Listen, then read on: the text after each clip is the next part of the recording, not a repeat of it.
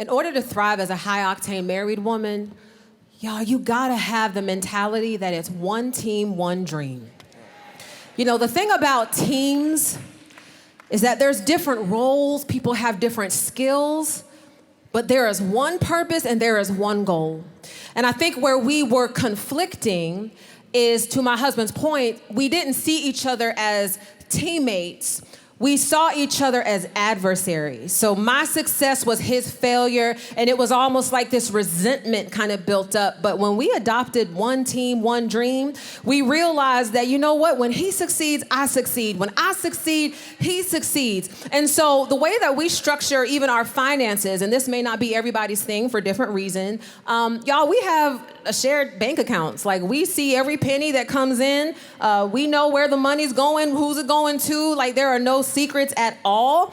And so when I was increasing in my compensation, we were increasing in my compensation because it wasn't my money and his money and I'm gonna put a little something on it. I remember one time we went out shopping. We were doing like a church fellowship, and we went to like an outlet mall, and the ladies were getting ready to go, and they were like, all right, girl, I'm gonna spend this, I'm gonna spend that. And my husband had the nerve to be like, all right, you got $50, make it stretch. I said,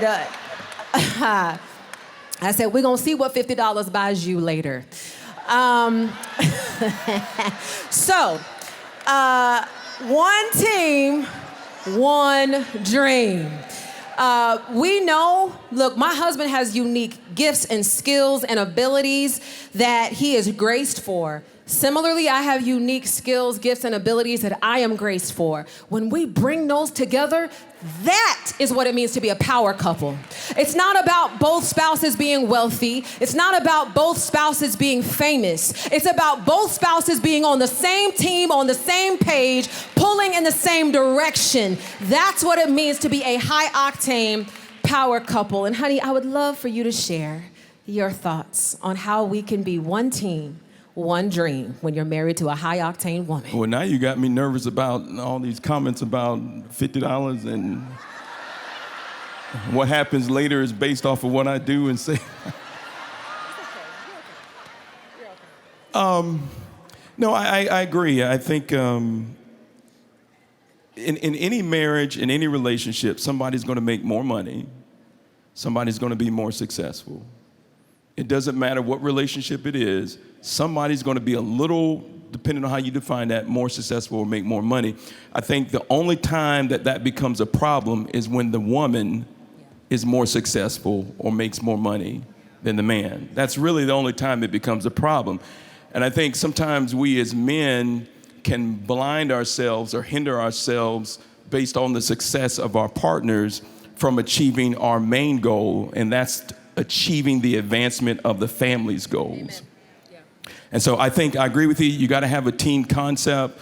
At our house, everything's about Team Jones. And so, you know, when you have that team concept, why in the world would I be jealous or upset at her success?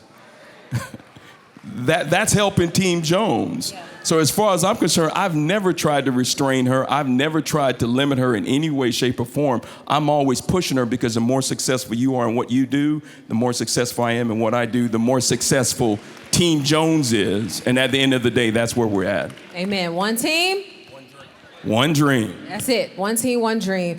Y'all, this is our heart. Like, we wanted to put it on display for you just so you understand that there are some realities to be a high-octane woman in a committed relationship. And I think because of what we've learned, look, y'all, we are not perfect. We still have heated fellowship. But because we are committed to one team, we will come back to each other and we'll talk it through, and we try to understand where each other is coming from. And I thank God publicly. I thank God for you. I thank God for you and how you have been so willing to be my covering and not my lid.